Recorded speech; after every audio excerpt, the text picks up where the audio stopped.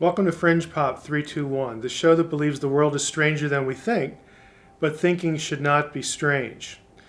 I'm a biblical scholar by training, and I like to tell people I've always been sort of attracted to anything old and strange, and so biblical studies sort of fit into both of those buckets. One of my favorite topics is the history of the biblical text, how we got the Bible in terms of its original languages, Hebrew, Greek, Aramaic.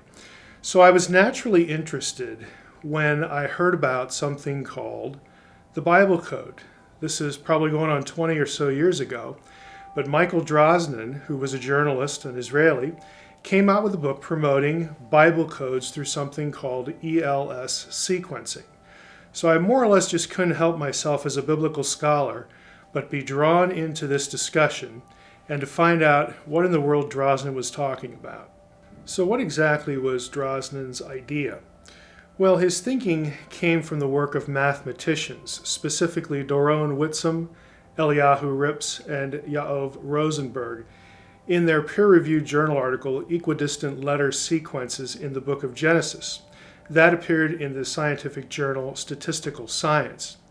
Now, this idea, ELS sequencing, proposes that researchers choose a starting point, a particular letter, in a long string of biblical letters in the biblical text, and then choose a skip number. That means the letter you start with, you count a certain number, then you observe the next letter, count the same number, and so on. So what is produced is some sort of hit code. That is, you get these letters that have these sequence numbers in between, and then you're supposed to sort of derive meaning out of the letters that you're left with, meaningful words and phrases. It's a little obtuse, but let me actually show you how this works. In this example, drawn from the King James Version of Genesis 26, 5 through 10 on Wikipedia, you'll notice that the English translation of the passage presents the text as a block of continuous running text with no spaces between words. This is the way ELS coding is done. The first letter in a red circle is the beginning point of the letter sequence. ELS software will detect meaningful combinations of letters that are spaced apart by a specific number of letters, the skip number. So, one would begin with the letter E, count a number of letters removed from that one, then encounter the letter L, then after counting the same number of letters as before, the skip number, one encounters the letter B, and so on. The result of applying the predetermined skip number to this block of text is the word B-I-B-L-E, Bible, spelled diagonally. The blue letters indicate a new starting point and a different skip letter. The result of that process is C-O-D-E, code, spelled backward. So, what we are asked to believe is that the King James Version translators, or God, encoded the phrase Bible code in the KJV translation of Genesis 26, 5 through 10. This seems silly to believe, and so this example illustrates the arbitrariness of the process. You can find an encoded word or phrase in anything if you try hard enough. What Drosnin and others do is apply this method to the Hebrew Bible. One looks at Genesis 1 and decides to begin the ELS sequence with the letter Tav at the end of Bereshit, beginning in English, and then counts a certain number of letters that run into the letter Vav, then repeating the process, the letter Resh, etc., and so on. If we continued 2 more times, one would be able to spell Torah in Hebrew, and Drosnin and others would say that word was encoded by God into the Hebrew Masoretic Text of Genesis 1. Now, what this process allegedly produces would be encrypted items of all sorts, all kinds, including encrypted prophecies. The assumption is that God encrypted prophetic information into the Hebrew Masoretic Text that we would later, with the assistance of computers, find. Some Jews and Christians actually use ELS coding, this whole approach, to validate inspiration. I'm going to suggest that isn't the case, and frankly, it isn't needed. And it's a good thing, because as we'll proceed, you'll see there are a lot of problems with the whole idea. Drosnin's ELS method for Bible codes has been generally criticized for a number of reasons. One is the arbitrariness, let's say, of the directions. The person doing the ELS testing or sequencing or reading and coding more or less just decides, well, I'm going to read right to left or left to right or up and down or horizontally or diagonally. And in some cases in the literature you'll read, they'll just skip around even between lines. So it just seems that if you're going to adopt that method and sort of not stick with one direction or even a small set of directions in a given square of text, it seems quite arbitrary that you'll be able to find a code somewhere if you really work it hard enough. The method was also accused of a fallacy like the Texas sharpshooter fallacy. This is the old fallacy where you could take a gun, fire it into a wall, and then go up and draw a circle around the bullet hole and claim that you hit a bullseye. So you're doing validation after the fact, as opposed to sort of predicting ahead of time what you will find. If you're doing ELS sequencing and you're looking for things, anything, and you basically count anything as a hit, it is sort of like the Texas sharpshooter fallacy, where you determine that you got it right or got a hit after the fact, as opposed to the scientific method, proposing what you're going to find ahead of time. It was also criticized for reproducibility in other texts. We actually saw an example of this already. The King James Version of Genesis 26. People have done this with Moby Dick, with Shakespeare's plays. If you take text, move out all of the spacing, have one continuous line, feed it into a computer, and then again using the arbitrary nature of the directions that you're going to look at for hits, and even the hit numbers, who determines that? Where do you start? Who determines that? The whole approach, again, can really be reproduced in other texts that have no claim to being sacred at all. Now, more specifically, Drosnin's overclaiming is where the method really got into trouble and where he really got into trouble. He began to sort of respond to some of these critiques by saying, well, we can find information in the code that mirrors or validates biblical prophecy in, let's just say, the Old Testament or the New Testament, some biblical prophecy. And then, since prophecy was allegedly validated by that method, he began to use the method to predict things yet future. And as you can imagine, the predictions were either typically vague enough that you could fulfill them in any number of ways, or we had the Texas sharpshooter fallacy. There would be some recent event found in a code, and Drosnin and associates and other researchers would go looking, combing through the biblical text with computer software to come up with an encrypted prophecy of that event that just say happened last week. Again, the method was highly suspect. Now, the entire premise, again, of what this is proposing, I'm going to suggest to you, is really dead on arrival. And the reason is primary sources. Here at Fringe Pop, we try to direct people to primary sources to validate claims, especially if they're about an ancient text or something in the ancient world. ELS sequencing ignores primary texts. Now that might sound really odd because we're talking about the Bible, but let me show you what I mean. ELS research and subsequent Bible code efforts using the ELS method all use one text, or one sort of family of texts, if we can put it that way. They all use the Masoretic Text. Drosnin's book specifically used a 1966 edition of the Masoretic Text. Now, what they don't tell you in that regard are really a number of things. The Masoretic Text, as we know it, was created around 100 AD. If you can imagine with me the situation, and we've learned this from the Dead Sea Scrolls, and we'll talk a little bit more about it as we proceed, but for where we're at now, in the time of Jesus, there was more than one Old Testament. There's more than one Hebrew text floating around out there. Kind of like today, there are more than one English translation. Well, the Jewish community around 100 AD decided, well, enough of that. Let's take a look at all these Hebrew texts that are out there that people are using in synagogues and come up with what we think is the correct text. And then that will become the sacred entity, the sacred text. From that point on, we will have families of professional scribes, known as the Masoretes, copy that text from here on out. And that's what they did. You can understand the enterprise, again, to sort of get rid of the potential confusion that other texts might cause.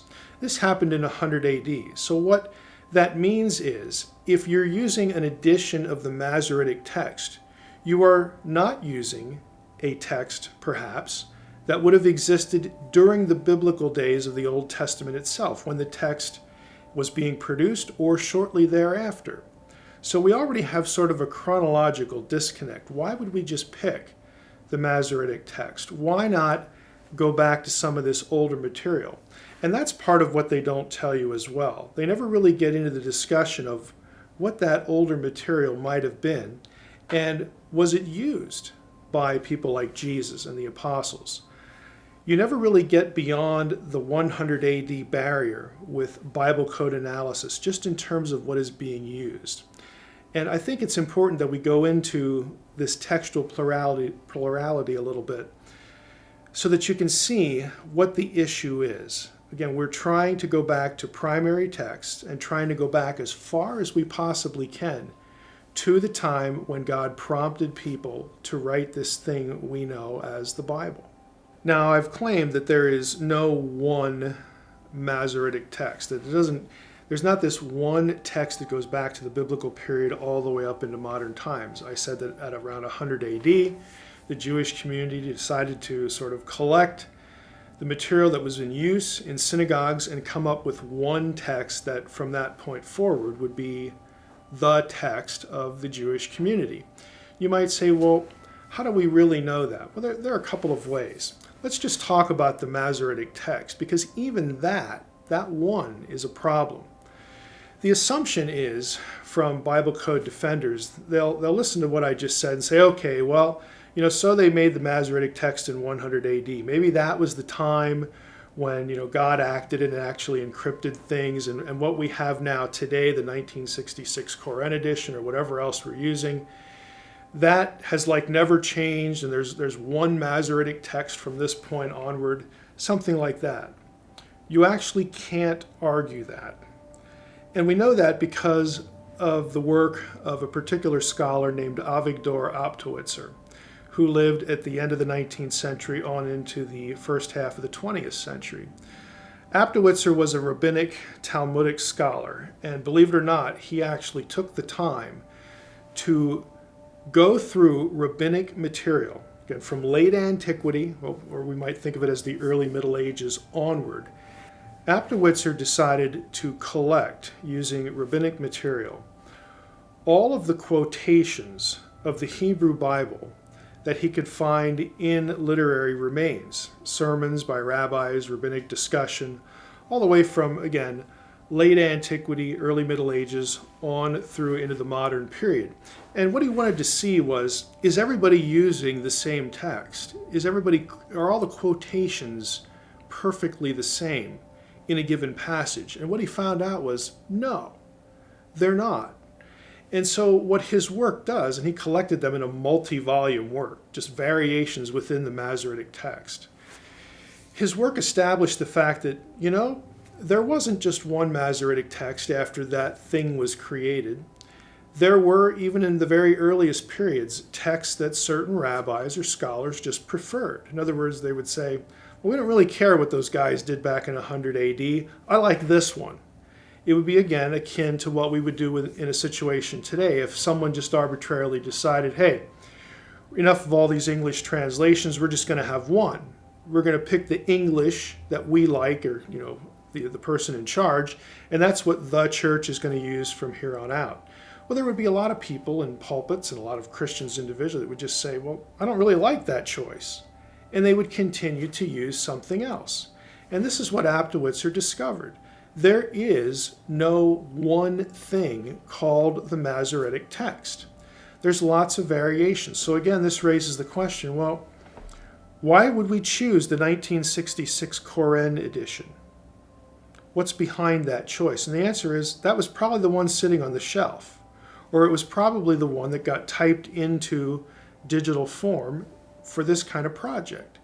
It doesn't factor into the question of, well, maybe some of those other texts actually preserved the original text better. Nobody even asked that question. The second issue is, again, the Dead Sea Scrolls. The Dead Sea Scrolls were important because when scholars discovered them, started to sift through them and find the biblical material in them, what they discovered was that all of the texts known prior to the Dead Sea Scroll discovery, the main editions of the Hebrew Bible, which were something called the Leningradensis text, it was the best representation of the Masoretic Text type. The Septuagint text, and the Septuagint is the Greek translation of the Hebrew Bible, but somebody, again a team of scholars in antiquity, used a Hebrew text to produce this Greek translation. That text that they used for that project does not always match the Masoretic text.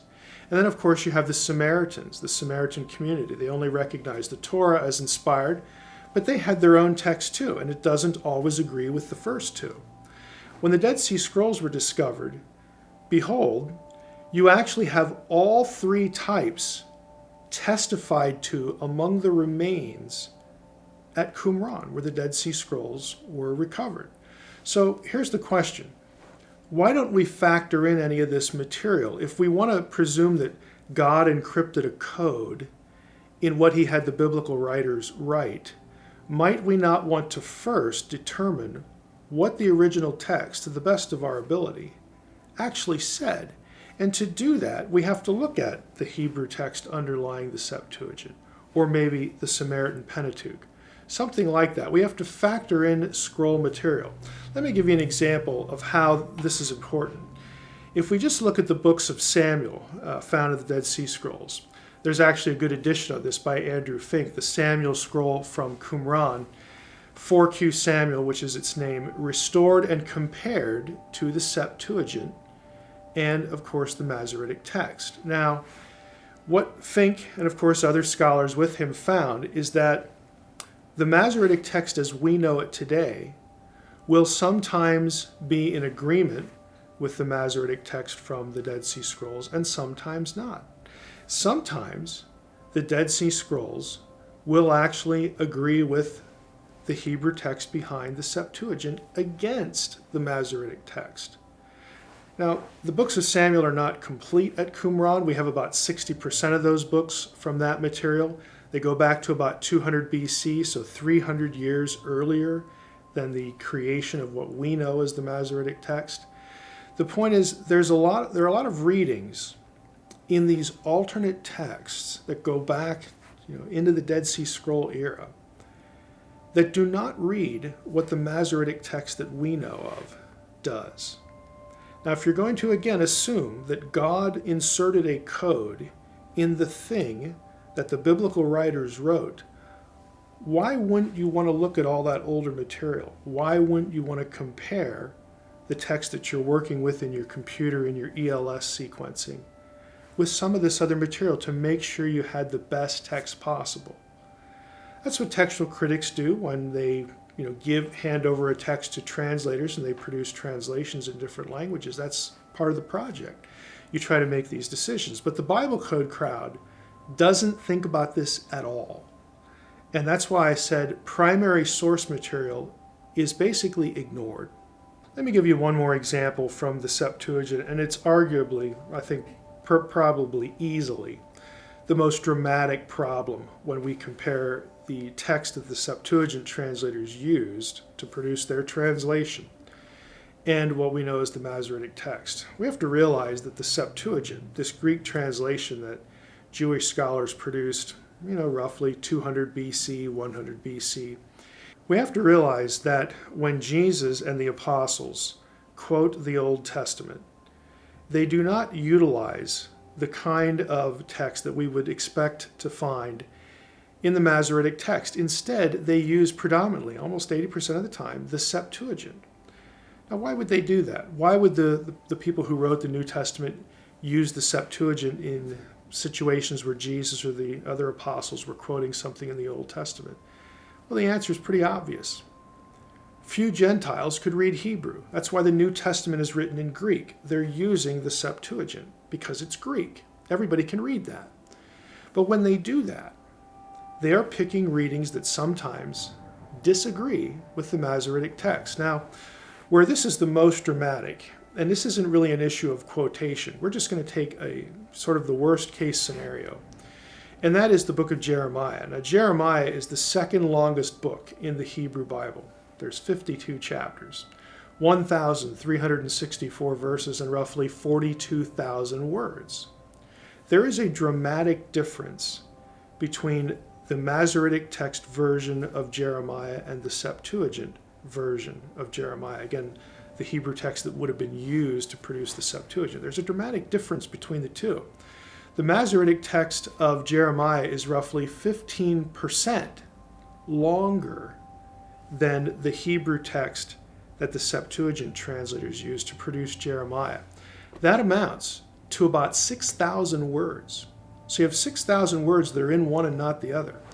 So did the Masoretic text scribes add to the original text, or did the Septuagint translators, were they using a text that had sort of subtracted that material? There's no way to know. There's no way to know which version of Jeremiah is the oldest one or the best one or whatever, because they all hit the same chronological wall with the Dead Sea Scrolls. Even worse for Bible coders, chapters 46 through 51 of Jeremiah in the Masoretic text correspond to chapters 25 through 31 in the Septuagint.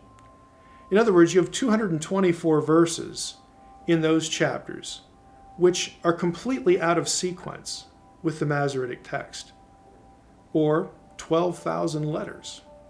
Again, ELS sequencing depends on a sequence of letters.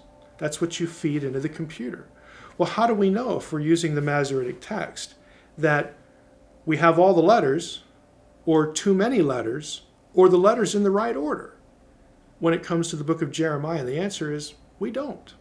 We'd have to be omniscient, and we're not. So again, this points to a huge obstacle for the coherence of the idea of a Bible code based on this type of analysis. Now, you might suggest or say, well, hey, Mike, why don't we just go with the Hebrew Bible as found in the Dead Sea Scrolls and do ELS sequencing on that? Well, there are a couple of obstacles to that. The most obvious one is that there are no biblical books preserved in their entirety among the Dead Sea Scrolls. The Great Isaiah Scroll gets the closest. It's about 97-98% there. But all of the other biblical books are only preserved in the Dead Sea Scroll material in parts. And there's one, the book of Esther, that isn't there at all. So we can't reconstruct a Dead Sea Scrolls Hebrew Bible to begin with. That's the most obvious problem. But there's another problem. And I would suggest to you that this problem, when you understand it, will really force only one conclusion, that ELS sequencing, again, Bible codes on this basis, is just dead on arrival. And that super problem, if you will, is scribal spelling at Qumran. It's much different than the spelling used in the Masoretic text. And you say, what in the world is that? Spelling, like spelling really matters? Oh, it matters a lot if you're depending on a specific sequence of letters. Think about in English. I could spell Stephen with a PH, S-T-E-P-H-E-N. I could also spell Stephen with a V. That's actually a difference of 3 letters. You have PH and V, that's your 3-letter variation. So if we were doing Bible code research and that word, that name, was in the sequence, guess what? The code is going to shift. The sequence will shift based on which spelling we pick. That's the kind of problem that we have among the Dead Sea Scrolls compared with the Masoretic text, even when we have biblical material. Now again, this is an obtuse point, but it is crucial, and it is the kill shot for a Bible code. So I'm going to show you exactly what I'm talking about. we're looking at the great Isaiah scroll found among the Dead Sea Scrolls. The passage on this particular page of the manuscript is Isaiah 53. Now let's isolate our view to one line of that passage in that scroll. Isaiah 53 verse 3, the second half of it, and on into verse 4, the first half of it.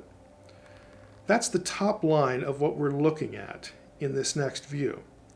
The line below it is a transcription of the letters in the Isaiah scroll in that same verse range.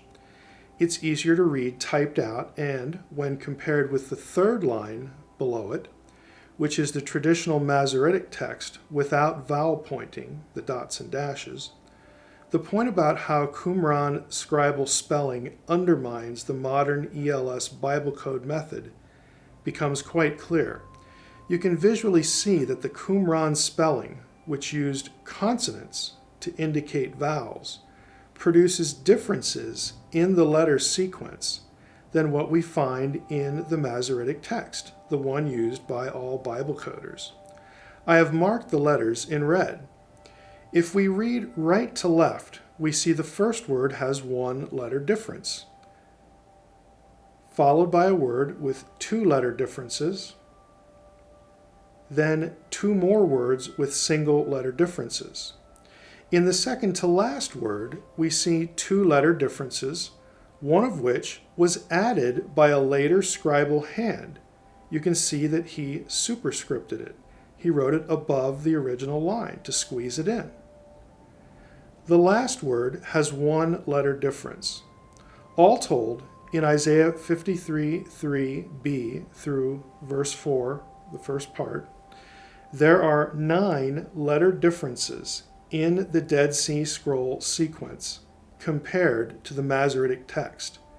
Just one letter difference would ruin any ELS sequence. Here we have 9 in only a handful of words. In my book, The Bible Code Myth, I show that there are over 100 letter differences in the great Isaiah scroll text of Isaiah 53 when compared to the Masoretic text of the same passage. These letter differences have next to no effect on the meaning of the text, but they are absolutely lethal to a Bible code theory based on ELS coding analysis. The whole idea is dead on arrival when looking at the primary text data. The oldest data available to us are the Dead Sea Scrolls. If God encrypted a code in the biblical text, that's where we'd look, not the Masoretic text. But again, the problem is that the entire Hebrew Bible has not been preserved in the Dead Sea Scrolls. So what can we conclude? Well, I think it's pretty apparent that there is no such thing as a Bible code produced by ELS methods. The ELS approach is, to be honest, contrived because it disregards primary source manuscript data of the biblical text. Now, inspiration and, of course, translation doesn't depend on ELS sequencing or the precise sequencing of letters. It doesn't really matter if the spelling varied from one scribe to another, because scholars are familiar with this phenomenon and they can know quite well what the biblical text said and how to translate it. So thanks for watching again. Please visit our website for show notes and sources for this episode and others, and tune in again next time, because what you know may not be so.